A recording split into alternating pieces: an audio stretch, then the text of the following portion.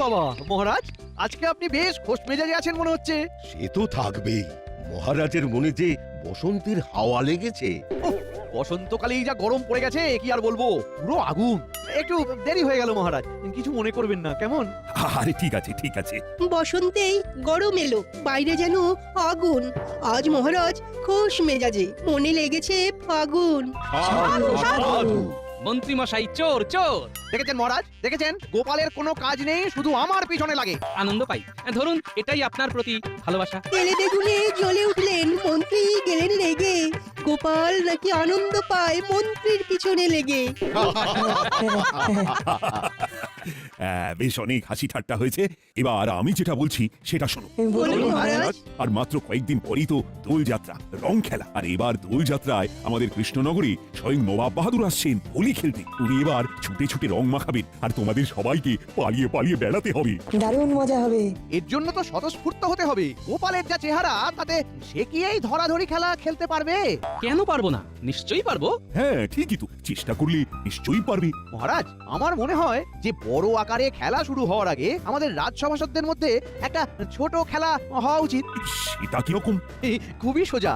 রাজবাড়ির মাঠে একটা লক্ষ্যস্থল বানানো হবে, সেখানে সবাই দৌড়ে দৌড়ে আসবে আর মাথা দিয়ে বল মেরে লক্ষ্যস্থলে প্রবেশ করাবে। তাহলে আমরা আজকে কালকে সকালে এই খেলে খেলে গা গরম করে নেব। হ্যাঁ, তার জন্যে অনেক বল আনিয়ে রাখতে হবে। সেসব দায়িত্ব গোপালকে দিন। ও এক্ষুনি শহরে বেরিয়ে পড়ুক, শহর থেকে বল নিয়ে আসুক, এতে ওর ভুঁড়িটা একটু হলেও তো কমবে। ঠিক বলেছো। আচ্ছা গোপাল, তুমি তাহলে আর দেরি না করে এক্ষুনি বেরিয়ে পড়ো, আর যা খরচ হবে এসে আমার কাছ থেকে নিয়ে নিও। আচ্ছা মহারাজ।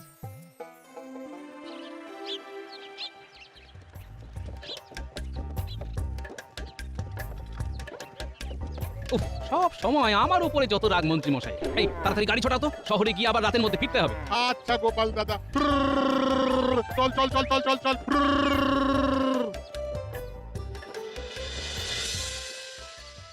উফ, বাপ রে বাপ, সারাটা দিন চলে গেল। ওই দেখ, গোপাল এখন রাজবাড়িতে ঢুকছে। তার মানে একটু পরেই কাজ ছেড়ে বেরোবে। ওদের যেরকম যেরকম বলেছি সেরকম সেরকম কাজ করতে হবে কিন্তু। কোনো চিন্তা করবেন না মন্ত্রী মশাই, এই বসন্তে গোপালের জীবনের গল্পে হেমন্ত বসিয়ে দেব। বাজে কথা না বলে কাজে লেগে পড়। যা যা যা যা। মহারাজ আসতে পারি? আরে গোপাল, এসো এসো। মহারাজ, আমি শহর থেকে বল নিয়ে এসেছি, মোট 10 মোহর খরচ হয়েছে। এই নিন তার রসিদ। বেশ বেশ, এই নাও তোমার 10 মোহর। তুমি যাওয়ার সময় ভাড়ার ঘরে এই বলগুলো রেখে দিয়ে চলে যাও, আবার সকালে বল খেলা শুরু হওয়ার আগে মাঠে নিয়ে যাবে। আচ্ছা মহারাজ, এত ভারী বস্তা, বাপরে বাপ, আপনার ভাড়ারে রেখে ভালোই হলো, ধন্যবাদ। উফ, সেই সকালে বাড়ি থেকে বেরিয়েছি, কে জানে গিন্নি কি ভাববে। ধুর, যা ভাবে ভাবুক, ওর জন্য শহর থেকে আয়না কিনে এনেছি, ওটা পেলেই খুশি হয়ে যাবে। এই ওরে বাবা রে, মারে মারে গেলাম রে। এই এই কে কে? উফ, কাল খেলাধুলো আর আজকে এই বিপদ। সকালে রাজসভায় মন্ত্রী মশাইকে চোর বলেছিলে, মনে আছে? সেটারই বদলা নিলাম।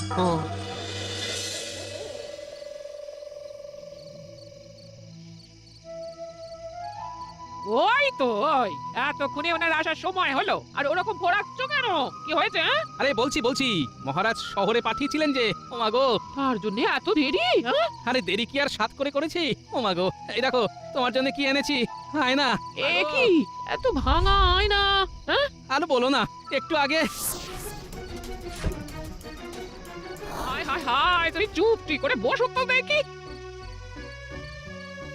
ওহ, মানুষ তো না, গোটা ঘটাকে মন্ত্রী মশাই একেবারে এক একটা টাকা তৈরি করেছেন। আহ, কথা না বলে একটু মলম দাও তো, আমাকে এক্ষুনি বেরোতে হবে। দিচ্ছি, কিন্তু এই অবস্থায় তুমি আবার কোথায় যাবে? আরে বাবা, অত প্রশ্ন করো না তো। বিজ্ঞানী, দরজা খোলো, দরজা খোলো বিজ্ঞানী।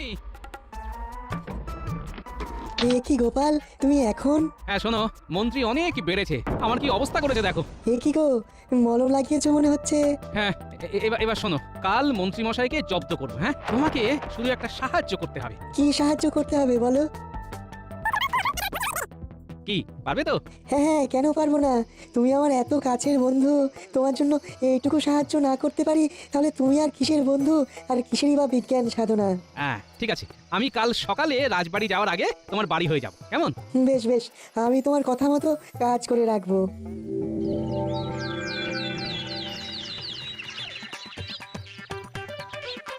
তুমি এগোতে থাকো গোপাল, আমি একটু পরে রাজবাড়ির মাঠে আসছি। হ্যাঁ এসো। ওই গো, কালকের কিনে আনা বলগুলো দাও তো। ও মা গো, কি ব্যথা! এবার কুটির শিল্পটা করে ফেলতে হবে। ও বাবা, ও মা। এই কি গোপাল, তুমি এই হাল কি করে করলে? সবই ভাগ্য মহারাজ। ভাবলাম হোলির উৎসবের দিন নবাব বাহাদুরের সাথে খেলাধুলোর আনন্দ উপভোগ করার আগে একটু গা গরম করব, কিন্তু কাল একটা বিপদ হয়ে গেল মহারাজ। সে কি, কি বিপদ? আর সেই নিয়ে ভাবনা চিন্তা করে কি লাভ বলুন? আমি আজকে প্রতিযোগিতায় অংশগ্রহণ করব না, আমি বরং সকলকে সহযোগিতা করব। সবার মাথায় বল ছুড়বো আর সবাই লক্ষ্যে বল তাক করবে। উফ, এটাই তো চাইছিলাম, কিন্তু গোপাল আমার বা বটা ঘটার নামে অভিযোগ করলো না কেন? ব্যাপারটা কেমন সন্দেহজনক লাগছে। বেশ, তবে তাই হোক, তোমরা সবাই খেলা শুরু করো। খেলার নিয়ম অনুযায়ী প্রত্যেকে 3টে করে সুযোগ পাবে। লক্ষ্যস্থলের থেকে 20 পা আগে প্রতিযোগীকে দাঁড়াতে হবে। তারপর গোপাল তাদের মাথায় সামনে থেকে বল ছুঁড়বে আর প্রতিযোগীকে সেই বল তাক করে লক্ষ্যস্থলের মধ্যে প্রবেশ করাতে হবে। বুঝে গেছি। তাহলে শুরু হোক। সবার আগে আসছে বিজ্ঞানী। সুযোগ নাম্বার 1। পেরেছি পেরেছি, আমি পেরেছি। এবার তোমার দ্বিতীয় সুযোগ। সাব্বাস, 2-2। এবার এবার তৃতীয় সুযোগ। যা, এটা হলো না। সাব্বাস বিজ্ঞানী, ভালো প্রয়াস, ভালো প্রয়াস। এবার মাঠে দৌড়তে থাকো, তাহলেই গা গরম হবে। এরপর আসবে মন্ত্রী। এই গোপাল, তোমার আমার উপরে রাগ আছে বলে আবার আমার দিকে উল্টো পাল্টা ভাবে বল ছুড়ো না জানো? আরে না না, আপনি আমাদের স্বনামধন্য মন্ত্রীমশাই বলে কথা, আপনার সাথে ওরকম করতে পারি নাকি? তাহলে শুরু হোক মন্ত্রী মশাইয়ের সুযোগ নাম্বার 1। সাব্বাস মন্ত্রী, সাব্বাস। ছোড়ো গোপাল, ছোড়ো, দ্বিতীয় বলটাও ছুড়ে দাও। এবার মজা দেখাবো। এবার দ্বিতীয় সুযোগ। গোপাল, তোমার এত বড় স্পর্ধা যে তুমি সবার সামনে আমার মুখ কালি করলে। ইস! বেশ করেছি। আপনি যেমন বটা ঘটাকে দিয়ে আমাকে মাটিতে ফেলে দিলেন, আমি তেমনি আপনার মুখে কালি ঢেলে দিলাম। হোলির আগেই হোলির মজা দিলাম। গোপাল, তোমার কিন্তু এটা করা উচিত হয়নি। মহারাজ, মন্ত্রীমশাই গতকাল কি করেছে জানলে আপনিও বলবেন আমার রাগ হওয়াটা স্বাভাবিক কিনা। গতকাল আপনার বাড়ি থেকে আমি ফিরছি এমন সময়।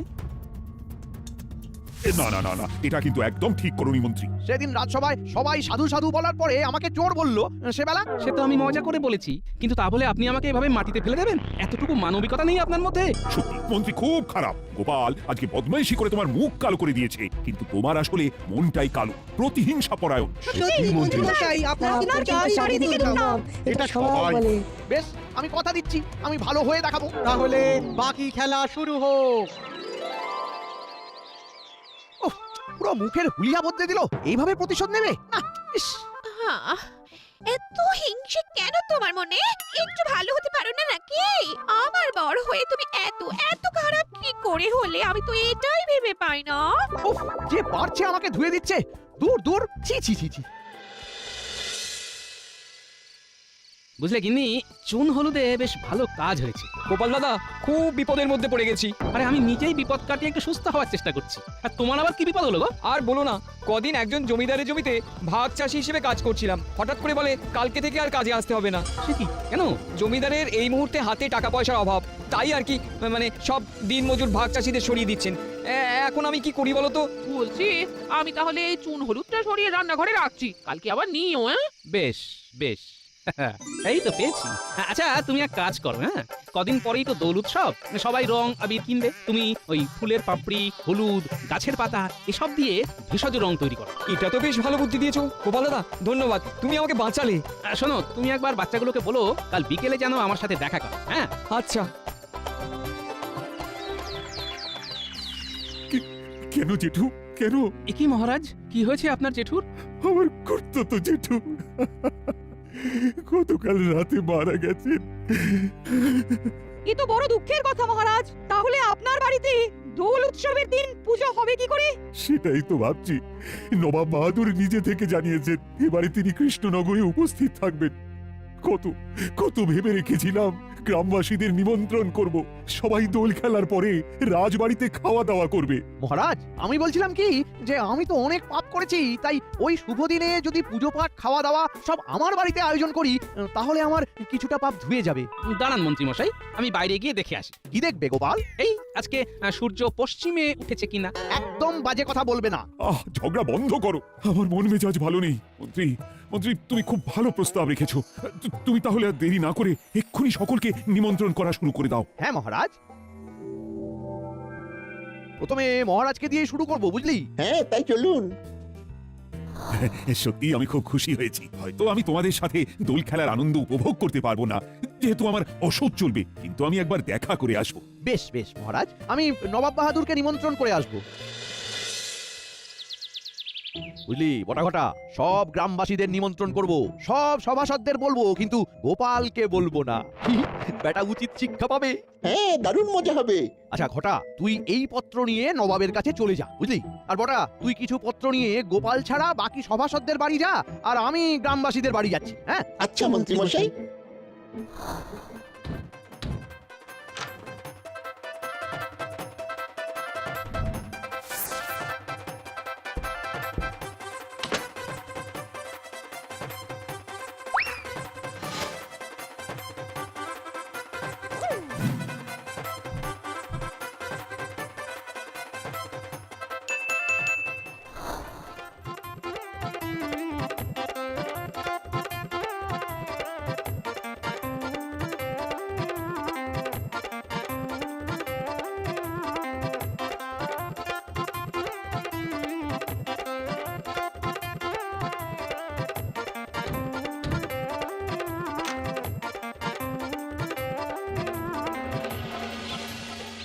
সত্যি গোপাল, এই মন্ত্রীর মধ্যে কিন্তু অনেক পরিবর্তন হয়েছে। গতকাল বিকেলে আমাকে নিমন্ত্রণ করে গেলেন।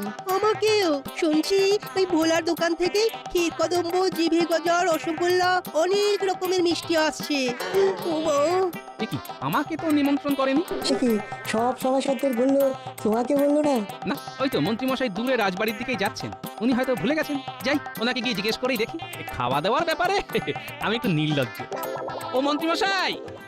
ও গোপাল, বলো। তা আপনার বাড়িতে পুজো খাওয়া দাওয়া হচ্ছে তো? হ্যাঁ, ওই দোল পূর্ণিমার দিন সকলে মানে সব গ্রামবাসীরা আসবে, সব সভাসদরাও আসবেন। আমি নিজে গিয়ে নিমন্ত্রণ করলাম, বুঝলে? নবাব বাহাদুরকেও করেছি। আমাকে মনে হয় ভুলে গেছেন। না না, ভুলবো কেন? ছি, ইচ্ছে করেই করি, বুঝলে? তুমি এত খাও যে কি বলবো বলো। ঠিক আছে, তাহলে আপনার বাড়িতে আমি ওই বিনা নিমন্ত্রণেই চলে যাব। অতই সোজা? হ্যাঁ, তোমাকে দেখতে পেলে এই প্রহরী ঘাড় ধাক্কা দিয়ে বের করে দেবে। বেশ, দেখবো কে আমাকে বের করে দেয়।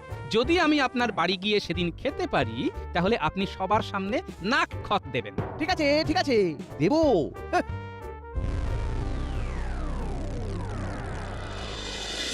শোন, তোদের যে জন্য ডাকা, কাল তো নেড়া পড়া, পরশু দোল। হ্যাঁ তোরা এক্ষুনি সব গ্রামবাসীদের বাড়ি বাড়ি যা, আর তাদের গিয়ে বল পরশুদিন সকালে সবাই মিলে। দারুণ মজা হবে দাদু, দারুণ মজা হবে।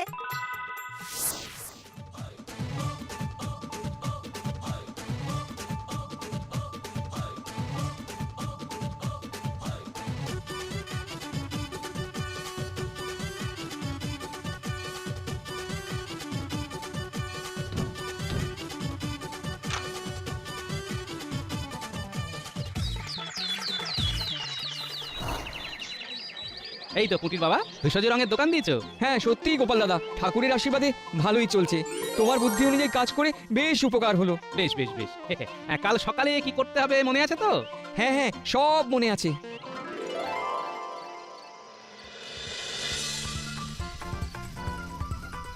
হ্যাঁ, আজ গোপাল, আমাদের গোপাল, নেড়া গোপাল, পড়া, গোপাল, কাল আমাদের দোল। পূর্ণিমাতে তাহলে নেড়া পড়া হয়ে গেল। কালকে আমার বাড়ির পুজোতে আবার আনন্দ হবে, হইচই হবে। তারপরে একটু ওই ভুরি ভোজ আর কি। হ্যাঁ হ্যাঁ নিশ্চয়ই যাব। আমিও যাব। যারা যারা নিমন্ত্রণের পত্র পেয়েছেন তারাই আসবে।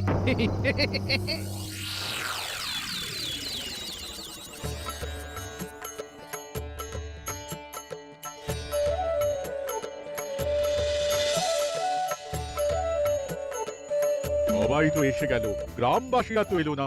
আসবে আসবে, নিশ্চয়ই আসবে।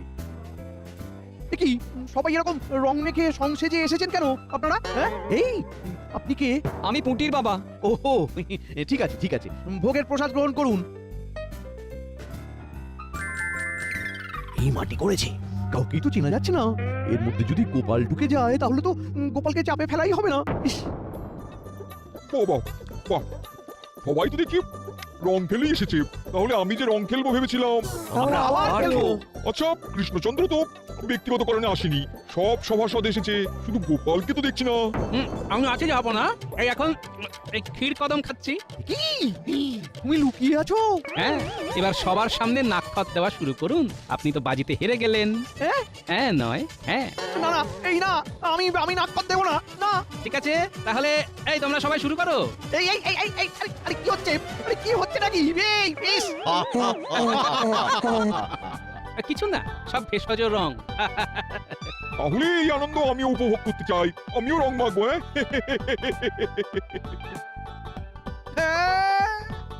এর থেকে তো নাক ক্ষতি ভালো ছিল।